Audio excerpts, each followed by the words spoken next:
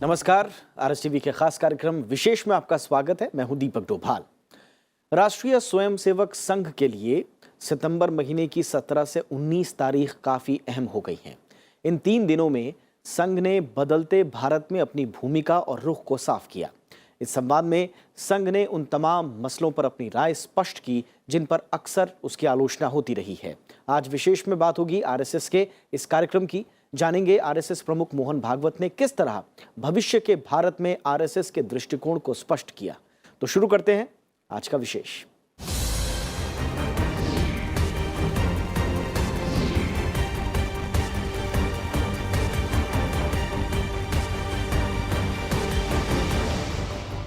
तो भविष्य का भारत, राष्ट्रीय स्वयंसेवक संघ का दृष्टिकोण, इस विषय पर 17 से 19 सितंबर तक दिल्ली के विज्ञान भवन में 3 दिवसीय व्याख्यान माला का आयोजन किया गया।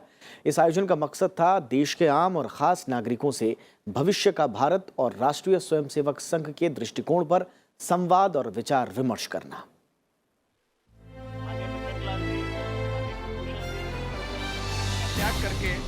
कठोर हाथ से 3 दिन चले इस आयोजन के जरिए संघ ने समाज के हर तबके तक पहुंचने की कोशिश की। इस दौरान मोहन भागवत ने संघ के उद्देश्यों के अलावा राष्ट्रहित से जुड़े अनेक मुद्दों पर अपनी बात रखी और संघ के दृष्टिकोण से अवगत कराया। सरसंघचालक मोहन भागवत ने इस सम्मेलन के पहले दिन संघ के विचारों और उसके प्रचार प्रसार के बारे में अपने विचार सबके सामने रखे। उन्होंने कहा कि आज संघ की चर्चा पूरी दुनिया में हो रही है और उसके लिए ये जरूरी है कि संघ को समझा जाए। संघ को समझने के लिए इस कार्यक्रम का आयोजन हुआ है, क्योंकि संघ आज एक शक्ति के रूप में इस देश में उपस्थित है, ऐसा अनुभव सारी दुनिया को होता है। स्वाभाविक उसकी चर्चा चलती है, चलनी भी चाहिए। संघ का अपना काम एक अनोखा काम है। इस कार्य की तुलना करने के लिए दूसरा कोई कंपेरेबल ऐसा कहीं दिखता नहीं। संघ के दृष्टिकोण पर बोलते हुए मोहन भागवत ने कहा कि बिना डॉक्टर हेडगेवार को समझे संघ को नहीं समझा जा सकता। इसके साथ ही उन्होंने संघ के मूल उद्देश्यों के बारे में भी बताया। संघ को समझना है तो प्रारंभ करना पड़ता है डॉक्टर हेडगेवार से। संघ के वो निर्माता थे और डॉक्टर हेडगेवार ने, हम लोग संघ में ऐसा कहते हैं कि अपने को बीज रूप में मिट्टी में मिलाकर संघ के वृक्ष को बड़ा किया। इसलिए संघ के सारे कार्य में डॉक्टर हेडगेवार के मानस का प्रतिबिंब मिलता है। बिना डॉक्टर हेडगेवार को जाने संघ को समझना कठिन है, संभव नहीं। राष्ट्रीय स्वयंसेवक संघ क्या है? वो ये मेथोडोलॉजी है और कुछ नहीं है। राष्ट्रीय स्वयंसेवक संघ नाम का जो संगठन है वो करता क्या है? वो व्यक्ति निर्माण का काम करता है, क्योंकि समाज के आचरण में कई प्रकार का परिवर्तन आज भी हम चाहते हैं। हमको भेद मुक्त समाज चाहिए, समता युक्त समाज चाहिए, शोषण मुक्त समाज चाहिए, स्वार्थ भी जाना चाहिए। लेकिन ये जाना चाहिए कह के होगा नहीं। समाज का आचरण उदाहरणों की उपस्थिति में बदलता है। संघ प्रमुख ने अपने भाषण में कहा कि संघ की सोच हमेशा से सबको साथ लेकर चलने की रही है। उन्होंने अपने भाषण में कांग्रेस का भी जिक्र किया और कहा कि कांग्रेस की बदौलत देश की स्वतंत्रता के लिए सारे देश में एक आंदोलन खड़ा हुआ। उस वक्त कांग्रेस से जुड़कर देश की आजादी में योगदान देने वाले त्यागी महापुरुषों की प्रेरणा आज भी लोगों के जीवन को प्रेरित करती है। मोहन भागवत ने इस दौरान संघ की शुरुआत और उसके कामकाज के तरीकों को लेकर विस्तार से जानकारी दी और दावा किया कि संघ जैसा संगठन दुनिया में दूसरा नहीं है। सम्मेलन में बोलते हुए सरसंघचालक ने कहा कि संघ का काम राजनीति करना नहीं है, बल्कि पूरे समाज को जोड़ना है। संघ को संपूर्ण समाज को जोड़ना है और राजनीति समाज जीवन के अनेक विषयों को देखती है, तो उन विषयों में मतभेद होते ही है, होना स्वाभाविक भी है। विचार अलग अलग प्रकार के रहते हैं और दलबंदी हो जाती है, दल अलग बन जाते हैं तो विरोध भी खड़ा हो जाता है। तो राजनीतिक दल और सारे समाज का जुड़ना, ये कुछ ही मात्रा में एक साथ चल सकते हैं। बहुशः दल अलग अलग हो जाते हैं। और इसलिए संघ के जन्म से ही संघ ने ये निश्चित किया है कि राजनीति से हमारा संगठन दूर रहेगा। ये स्पर्धा की राजनीति नहीं करेगा, चुनाव नहीं लड़ेगा। संघ का कोई भी पदाधिकारी किसी भी राजनीतिक दल में पदाधिकारी बिल्कुल नहीं बन सकता और चुनाव की, वोटों की इस राजनीति से संघ को दूर रहना है। हमारे मत है, संघ की विचारधारा के नाते संघ के स्वयंसेवकों के मत है, नीति के बारे में मत है। कौन राज्य करे ये तो चुनाव जनता करती है, परंतु कैसा चले राष्ट्रहित में, इस राष्ट्र नीति के बारे में हमारे मत है और हम पहले से बोलते हैं, सार्वजनिक रूप से बोलते हैं और जितनी शक्ति है उतना उसके अनुसार हो इसका प्रयास भी करते हैं। वो प्रयास हमारा लोकतांत्रिक रीति से ही होता है। संघ को राजनीति से परहेज है इसका मतलब वो घुसपैठियों के बारे में न बोले ऐसा नहीं है। वो ये सब राष्ट्रीय प्रश्न है, राजनीति की उसमें भूमिका है, प्रमुख भूमिका है, परंतु प्रश्नों के सुलझने का न सुलझने का परिणाम पूरे देश पर होता है। ऐसे विषय में संघ अपना मत रखता है। दिल्ली के विज्ञान भवन में 3 दिन तक चले इस सम्मेलन में संघ के कार्यकर्ताओं और पदाधिकारियों के अलावा संघ ने धर्मगुरुओं, खिलाड़ियों, राजनयिकों और बॉलीवुड के कलाकारों के साथ ही उद्योगपतियों और विभिन्न राजनीतिक दलों के नेताओं को भी आमंत्रित किया था। संघ के इस आमंत्रण के बाद कार्यक्रम में बॉलीवुड की कई हस्तियां भी मौजूद रहीं, जिनमें नवाजुद्दीन सिद्दीकी, मधुर भंडारकर, हंसराज हंस, रवि किशन, मालिनी अवस्थी, अनु मलिक, अनु कपूर के अलावा अभिनेत्री मनीषा कोइराला जैसी हस्तियां शामिल हुईं। Bureau report, Rajya Sabha TV. इस लेक्चर सीरीज में संघ प्रमुख ने संघ से जुड़ी कई जानकारियां दी। आपने सुना कि उन्होंने कहा कि संघ का कोई भी पदाधिकारी किसी भी राजनीतिक दल में पदाधिकारी नहीं बन सकता और चुनाव की, वोटों की इस राजनीति से संघ दूर रहता है। उन्होंने कहा कि व्यक्ति निर्माण ही संघ का मुख्य काम है। उन्होंने कहा कि भारत विविधताओं से भरा देश है और सारी विविधताएं हमारे यहाँ स्वीकार्य हैं। उन्होंने गौरक्षा, आरक्षण और अल्पसंख्यकों जैसे संवेदनशील विषयों पर भी अपनी बात रखी। हिंदुत्व पर बोलते हुए मोहन भागवत ने कहा कि सभी मूल्यों का समन्वय ही हिंदुत्व है। उन्होंने कहा कि हिंदुत्व कोई खास किस्म का वाद नहीं है, बल्कि यह सतत चलने वाली एक प्रक्रिया है। हिंदुत्व, हिंदूनेस, हिंदुइज्म ये गलत शब्द है क्योंकि इज्म एक बंद चीज मानी जाती है। तो कोई इज्म नहीं है, वो एक प्रक्रिया है जो चलती रहती है। गांधी जी ने कहा है कि सत्य की अनवरत खोज का नाम हिंदुत्व है। राधा कृष्णन जी का एक बहुत सुंदर कोट है, मेरे पास नहीं है इसलिए मैं नहीं बताऊंगा, लेकिन एक उसका चरण है कि हिंदुत्व ये प्रोसेस है, सतत चलने वाली प्रक्रिया है, मोस्ट डायनामिक है और उसमें सबका योगदान है जो भारत में हो गए विचारक। इसलिए हिंदुत्व को हिंदुइज्म नहीं कहना चाहिए, ऐसा मेरा मत है। और अन्य मत पंथों के साथ तालमेल कर सकने वाली एकमात्र विचारधारा ये भारत की विचारधारा है, हिंदुत्व की विचारधारा है, क्योंकि तालमेल का आधार मूल एकत्व, प्रकार विविध है और विविध होना अवश्यंभावी है क्योंकि प्रकृति विविधता को लेकर चलती है। विविधता ये भेद नहीं है, विविधता ये साजा सज्जा है, प्रकृति का श्रृंगार है। ऐसा संदेश देने वाला और संदेश ने थियराइजेशन के आधार पर नहीं, अनुभूति के आधार पर देने वाला एकमात्र देश हमारा देश है और इसलिए हिंदुत्व ही है जो सबके तालमेल का आधार बन सकता है। जनजातीय समाज भी हिंदू है। कल मैंने जिस राष्ट्रीयता का वर्णन किया, हमारी कल्पना का, उस अर्थ में जनजातीय समाज भी हिंदू समाज ही है। भारत में रहने वाले सब लोग हिंदू ही है, पहचान की दृष्टि से, राष्ट्रीयता की दृष्टि से। अंतर्जातीय विवाह पर बोलते हुए उन्होंने न केवल इसे स्वीकार किया बल्कि साफ किया कि संघ इसका विरोध नहीं करता है। उन्होंने कहा कि अगर देश में अंतर्जातीय विवाह की गणना की जाए तो सबसे अधिक संख्या संघ सेवकों की होगी। रोटी बेटी व्यवहार का हम पूरा समर्थन करते हैं, लेकिन जब इसको करने जाते तो रोटी व्यवहार तो आसान है, हम आसानी से कर सकते हैं और मजबूरन बहुत लोग आजकल कर भी रहे हैं। वो मन से होना चाहिए, इसकी आवश्यकता है। समझदारी ठीक करनी पड़ेगी। बेटी व्यवहार थोड़ा कठिन इसलिए है कि उसमें केवल सामाजिक समरसता का विचार नहीं, दो परिवारों के मिलन का भी विचार है, वर वधू के भी मैचिंग का विचार है। ये सब देख के हम उसका समर्थन करते हैं। महाराष्ट्र में पहला 1942 में अंतरजातीय विवाह हुआ, पहला ही था और अच्छे सुशिक्षित लोगों का था, इसलिए उसकी प्रसिद्धि हुई। उस समय उसके लिए जो शुभ संदेश आए थे उसमें पूजनीय डॉक्टर बाबा साहब आम्बेडकर का भी संदेश था और पूजनीय श्री गुरुजी का भी संदेश था।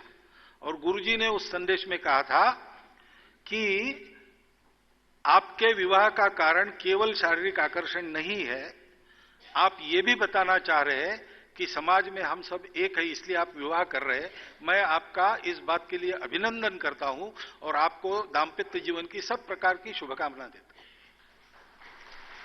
तो मानव में भेद नहीं करना, रुचि अरुचि प्रत्येक की अपनी होती है, पूरा जीवन साथ में चलाना है, वो ठीक चल सकता है कि नहीं, इतना देखना चाहिए।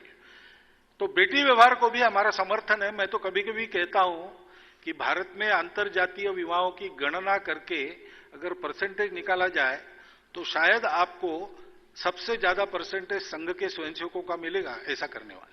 गौरक्षा और हाल ही में मॉब लिंचिंग की घटनाओं पर भी उन्होंने प्रतिक्रिया दी। उन्होंने गाय को श्रद्धा का विषय होने के साथ ही ग्रामीण अर्थव्यवस्था की अहम कड़ी बताया, लेकिन कानून हाथ में लेने वाले अपराधियों पर कड़ी कार्रवाई का समर्थन भी किया। गाय का क्यों, किसी भी प्रश्न पर कानून हाथ में लेना, हिंसा करना, तोड़फोड़ करना, ये अत्यंत अनुचित अपराध है और उस पर कड़ी कार्रवाई होनी चाहिए, अपराधियों को सजा होनी चाहिए। अच्छी गौशालाएं चलाने वाले, भक्ति से चलाने वाले मुसलमान भी अपने देश में बहुत जगह है। तो इन सब लोगों को लिंचिंग के साथ कभी जोड़ना नहीं चाहिए। उनके कार्य को प्रोत्साहन मिलना चाहिए क्योंकि वो अपने देश के सामान्य व्यक्ति के हित का काम है, अपने देश की अर्थव्यवस्था में एक बड़ा आधार साबित हो सकता है। और इसलिए गौ तस्कर हमला करते हैं तो उसको भी अब लिंचिंग पर आवाज करते हैं और गौ तस्कर हमला करते और हिंसा करते उस पर आवाज नहीं होती। ये दोगली प्रवृत्ति छोड़नी चाहिए। आरएसएस प्रमुख मोहन भागवत ने कहा कि संघ आरक्षण व्यवस्था के खिलाफ नहीं है। उन्होंने कहा कि लाभार्थी को खुद ये तय करना चाहिए कि आरक्षण की व्यवस्था कब तक लागू रहे। भविष्य का भारत विषय पर आरएसएस की व्याख्यानमाला के तीसरे और आखिरी दिन मोहन भागवत ने कई सवालों के जवाब दिए। उन्होंने कहा कि जो नई जातियां आरक्षण मांग रही हैं, उन पर उनसे जुड़े फोरम को विचार करना चाहिए। उन्होंने कहा कि आरक्षण से नहीं बल्कि आरक्षण की राजनीति समस्या है। सामाजिक विषमता दूर करने के लिए संविधान में जितना जहां आरक्षण दिया गया है उसको संघ का पूरा समर्थन है और रहेगा। आरक्षण कब तक चलेगा इसका निर्णय जिनके लिए आरक्षण दिया गया है वही करेंगे। उनको जब लगेगा कि अब इसकी आवश्यकता नहीं हमको, तो फिर वो देखेंगे, लेकिन तब तक इसको जारी रहना चाहिए, ऐसा संघ का बहुत सुविचारित और जब से यह प्रश्न आया है चर्चा में तब से मत है, उसमें बदल नहीं हुआ है। अब क्रीमी लेयर को क्या करना, और लोग मांगते हैं सामाजिक आधार पर आरक्षण संविधान में है, संप्रदायों के आधार पर नहीं है, क्योंकि सभी संप्रदाय कभी ना कभी समाज के अग्रणी वर्गों में रहे हैं अपने यहां, तो उनके आरक्षण का क्या करना। अब और भी जातियां आरक्षण मांग रही है, उसका क्या करना, इसका विचार करने के लिए संविधान ने पीठ बनाए हैं, फोरम बनाए हैं, वो उसका विचार करें और उचित निर्णय दें।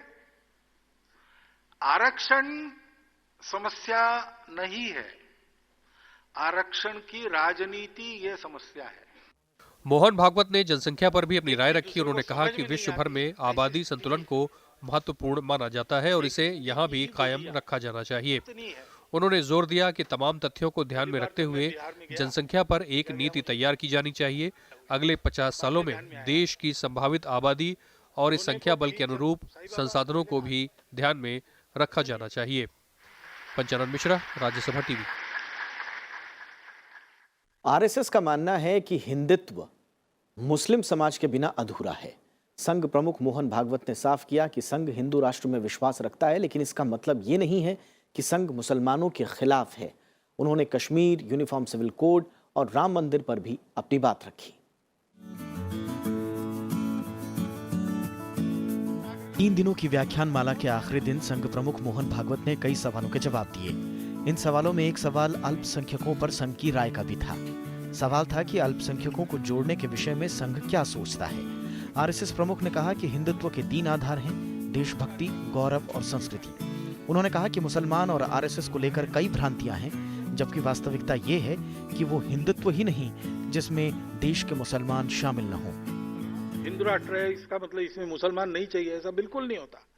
जिस दिन ये कहा जाएगा कि हाँ मुसलमान नहीं चाहिए, उस दिन वो हिंदुत्व नहीं रहेगा। वो तो विश्व कुटुंब की बात करता है। जिस दिन हम कहेंगे कि केवल वेद चलेंगे, बौद्ध मत नहीं चलेगा, वो वेदों को नहीं मानता, वो हिंदुत्व नहीं रहेगा। क्योंकि सत्य की सतत खोज हमारे देश में चली है और उसके क्रम में अनेक दर्शन उत्पन्न हुए, उन सबकी मान्यता है, वो सब सत्य है, ऐसी सबकी श्रद्धा है, होनी चाहिए। इस हिंदुत्व को लेकर हम चलते हैं, क्योंकि इस बंधुभाव को वैचारिक आधार देने वाला वही एकमात्र विचार है। वो सर्वेशाम अविरोधी विचार है। मोहन भागवत ने जम्मू कश्मीर में धारा 370 पर भी अपनी बात कही। उन्होंने कहा कि इस मुद्दे पर संघ का रुख सभी जानते हैं और संघ इसे हटाने के पक्ष में है। धारा 370 और 35A के बारे में हमारे विचार सर्वपरिचित है। हम उनको नहीं मानते, यानी वो नहीं रहना चाहिए, ऐसा हमारा मत है। कारणों में जाऊंगा तो लंबा बोलना पड़ेगा। ये एक वाक्य में बता देता हूं। कई बार इसको भाषणों में हमने कहा है, उसकी पुस्तिकाएं भी उपलब्ध है। आप कभी सुरुचि प्रकाशन में जाकर उसको देख सकते हो। वो नहीं रहने चाहिए, हमारा मत है। राज्य के निर्माण, विभाजन आदि की जो बात है, उसके पीछे विचार कौन सा रहता है? देश की अखंडता, एकात्मता, सुरक्षा और प्रशासन की सुलभता। अब इसको देख के जब लगेगा कि 3 राज्य होने चाहिए, तो उस समय का शासन निर्णय करे। अगर लगता है कि कोई जरूरत नहीं तो रहे। लेकिन जम्मू, लद्दाख, कश्मीर घाटी अभी जो भारत के पास है, कश्मीर का वो जो गुलाम कश्मीर है, तो वो अभी उधर ही है। लेकिन कम से कम इन 3 में भेदभाव मुक्त, सबके लिए विकासोन्मुख प्रशासन चल रहा है क्या, इसका विचार करना चाहिए। वहां की जो परिस्थिति है, उसमें इन राज्यों को भारत के साथ और भारत की कुल मिलाकर एकात्मता, अखंडता, सुरक्षा के लिए क्या पोषक है, इसका विचार करना चाहिए। वो विचार प्रशासन, शासन करेगा। समान नागरिक संहिता पर बोलते हुए उन्होंने कहा कि इसका मतलब सिर्फ हिंदू और मुसलमान ही नहीं है, बल्कि सबके विचारों को ध्यान में रखकर किसी एक विचार पर मन बनाना चाहिए। संविधान का मार्गदर्शक तत्व तो है, और इस दृष्टि से इसको कहा जाता है कि एक देश के लोग एक कानून के अंदर रहे, एक कानून के अंदर रहने का मन बने समाज का। समान नागरिक संहिता की जब चर्चा निकालते लोग, तो उनका रुख रहता है हिंदू और मुसलमान। लेकिन केवल इतना नहीं है, सबकी परंपराओं में कुछ न कुछ परिवर्तन आएगा, हिंदुओं की भी। फिर आज दायभाग भी चलता है और मिताक्षरा भी चलता है। अपने जनजातीय बंधुओं के परंपरागत कानून भी चलते हैं। ये सब विविधता को ध्यान में रखते संविधान में अनुमति है।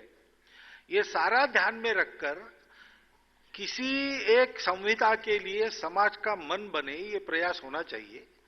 और वास्तव में देश की एकात्मता को समान नागरिक संहिता की बात पुष्ट करती है, लेकिन वो एकता के लिए है। उसके लागू करने से समाज में और गुट तैयार नहीं होने चाहिए, इसकी चिंता करते हुए धीरे धीरे उसको लाना चाहिए। ये बात मैं भी कर रहा हूं अभी, लेकिन ऐसी ही बात अपने संविधान के मार्गदर्शक तत्वों ने संविधान में बताई है कि सरकार इस तरफ ले जाए मामले को। तो ले जाने की ये पद्धति है कि सबका साकल्य से विचार करते हुए कैसी संहिता हो, उसका विचार करना, समाज में उसके लिए मन बनाना और उसको लागू करना। आरएसएस प्रमुख मोहन भागवत ने कहा कि अयोध्या में राम मंदिर का निर्माण जल्द होना चाहिए। उनके मुताबिक इससे हिंदुओं और मुस्लिमों के बीच तनाव खत्म हो जाएगा। मैं चाहता हूं संघ के स्वयंसेवक के नाते, संघ के सरसंघ चालक के नाते और राम जन्मभूमि आंदोलन के एक हिस्से के नाते कि राम जन्मभूमि पर भव्य मंदिर जल्दी बनना चाहिए।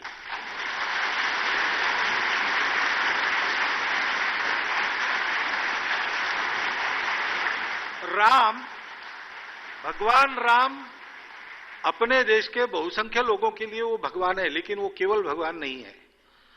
अपने देश में अन्य लोग भी ऐसे हैं जो भगवान तो नहीं मानते, लेकिन उनको आचरण की मर्यादा, भारतीय मर्यादा के जनक मानते हैं,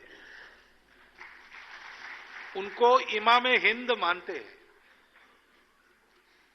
और इसलिए समाज के सभी वर्गों में एक आस्था जुड़ी है।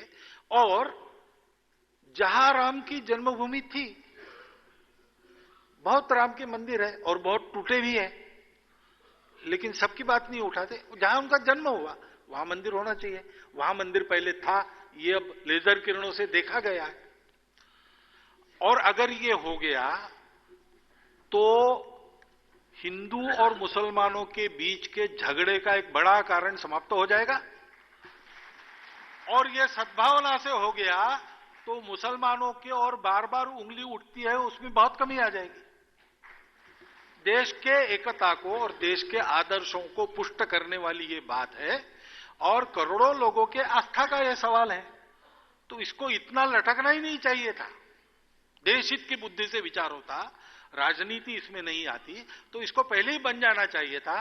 खैर, देर आयत दुरुस्त आयत, राम जन्मभूमि पर भव्य राम मंदिर का निर्माण जिस किसी उपाय से हो सकता है शीघ्र होना चाहिए, ये मेरा मानना है। संघ प्रमुख मोहन भागवत ने समाज में महिलाओं की बराबर की भागीदारी की जोरदार वकालत भी की।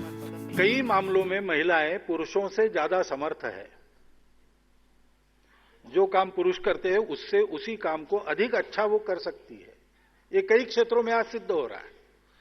उनको सशक्त करने की जरूरत है, उनको वो स्वतंत्रता देने की जरूरत है और ऐसे काम करने के लिए उनको प्रबुद्ध बनाने की जरूरत है। महिला और पुरुष परस्पर पूरक है। जीवन बनना है तो इन दोनों का होना और बराबरी से सारा भार उठाकर काम करना, निर्णय से लेकर तो दायित्व तक सारी बातें बराबरी से उसमें सहभागी होना, इसकी आवश्यकता राष्ट्र निर्माण के लिए रहेगी। ये संघ का सुविचारित मत है। इस दौरान आए सवालों का जवाब देते हुए उन्होंने समलैंगिकता के मसले पर भी अपनी बात रखी। उन्होंने कहा कि समाज का प्रत्येक व्यक्ति समाज का एक अंग है। उनकी व्यवस्था करने का काम समाज को ही करना चाहिए। उनका मानना है कि खुद में कुछ अलग प्रकार का अनुभव करने वाले लोग समाज से अलग थलग न पड़ जाएं, ये चिंता समाज को ही करनी चाहिए। शिक्षा नीति के सवाल पर जवाब देते हुए उन्होंने कहा कि धर्म की शिक्षा भले ही न दी जाए, लेकिन देश की शिक्षा अनिवार्य है और शिक्षा नीति में अमूलचूल परिवर्तन की जरूरत है। भाषा के मुद्दे पर बोलते हुए मोहन भागवत ने कहा कि अंग्रेजी के प्रभुत्व की बात सबके मन में है। हमें अपनी मातृभाषाओं को सम्मान देना शुरू करना होगा। जबकि जाति व्यवस्था के बारे में एक सवाल का जवाब देते हुए मोहन भागवत ने कहा कि देश में फिलहाल जाति अव्यवस्था है और सामाजिक विषमता को बढ़ावा देने वाली बातें खत्म होनी चाहिए। Bureau report, Rajya Sabha TV. और चलते चलते आपको छोड़े जाते हैं आरएसएस के इतिहास के साथ, जिसका इतिहास बड़ा दिलचस्प रहा है। कहते हैं कि आरएसएस के गठन के लिए न कोई पर्चा छपा, न अखबार में इश्तिहार निकला और न ही इसके उद्देश्यों को घोषित किया गया। Doctor KB. हेडगेवार ने अपने कुछ साथियों को साथ लेकर 1925 में आरएसएस का गठन किया और धीरे धीरे इसका विस्तार देश के कोने कोने में फैल गया। जाते जाते आपको दिखाते हैं कौन है डॉक्टर हेडगेवार और आरएसएस का इतिहास क्या है। नमस्कार।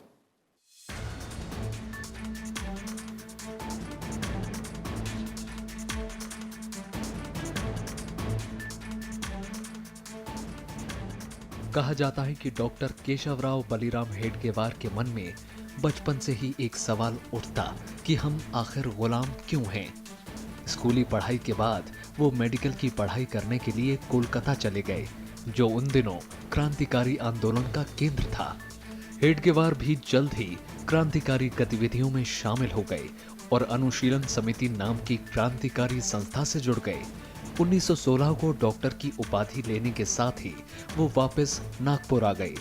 नागपुर से ही उन्होंने स्वतंत्रता आंदोलन में अपनी भूमिका निभानी शुरू की। जल्द ही वो कांग्रेस से जुड़ गए और 1920 में उन्होंने नागपुर में कांग्रेस का राष्ट्रीय अधिवेशन में बढ़ चढ़कर हिस्सेदारी की। गांधी जी से प्रभावित होकर वो कांग्रेस के असहयोग आंदोलन में बढ़ चढ़कर हिस्सा लेने लगे। 1921 में सत्याग्रह करते हुए उन्होंने गिरफ्तारी दी और 1 साल तक जेल में रहे। कांग्रेस से जुड़े होने के बावजूद उन्हें लगता था कि आजादी मिलने के बाद भी समाज में राष्ट्रवाद की भावना स्थायी तौर पर मौजूद रहनी चाहिए। एक मजबूत राष्ट्र के लिए उनकी सोच एक स्वाभिमानी और संगठित समाज के निर्माण की थी। इसी सोच के साथ 1925 में विजयादशमी के दिन उन्होंने राष्ट्रीय स्वयंसेवक संघ यानी आरएसएस की स्थापना की। लेकिन कम ही लोग जानते हैं कि संघ का नाम 6 महीने तक नहीं रखा जा सका। डॉक्टर हेडगेवार और उनके विश्वस्त साथियों ने शुरुआत में हर रविवार को समता संचलन का प्रशिक्षण शुरू किया, जबकि हर गुरुवार और रविवार को राष्ट्रीय महत्व के विषयों पर भाषण होता था। 17 अप्रैल 1926 को संगठन का नामकरण हुआ। इसके साथ ही नागपुर के मोहितेबाड़ में रोजाना 1 घंटे मिलन नृत्य शाखा की शुरुआत 28 मई 1926 को हुई। मई 1927 में पहला अधिकारी प्रशिक्षण वर्ग हुआ। 1928 में पहला गुरु दक्षिणा उत्सव हुआ। 9-10 नवंबर 1929 को नागपुर के डोके मठ में हुई सभा में संघ का पहला अधिकृत निर्वाचन हुआ। इसमें डॉक्टर हेडगेवार को सर संघ चालक, बालाजी हुद्दार को सर कार्यवाहक और मर्तांडराव जोग सर सेनापति चुने गए। संघ की शाखाओं के जरिए डॉक्टर हेडगेवार ने युवाओं के मन में शक्ति, सामूहिकता, अनुशासनता और राष्ट्र गौरव के साथ ही समाज के लिए निस्वार्थ भाव से त्याग करने की प्रेरणा दी। कड़ी मेहनत के बूते करीब 15 सालों तक पूरे देश में घूम घूम कर वो संघ की विचारधारा के प्रचार और स्वयंसेवकों को जोड़ने में कामयाब रहे। इस दौर में संघ की गिनती कांग्रेस के बावजूद दूसरे बड़े संगठन के तौर पर होने लगी। डॉक्टर हेडगेवार का शुरू किया गया संगठन आरएसएस न सिर्फ इस वक्त देश के सबसे महत्वपूर्ण गैर राजनीतिक संगठनों में से एक है, बल्कि ये स्वयं सेवकों का दुनिया का सबसे बड़ा संगठन भी बन चुका है। Bureau report, Rajya Sabha TV.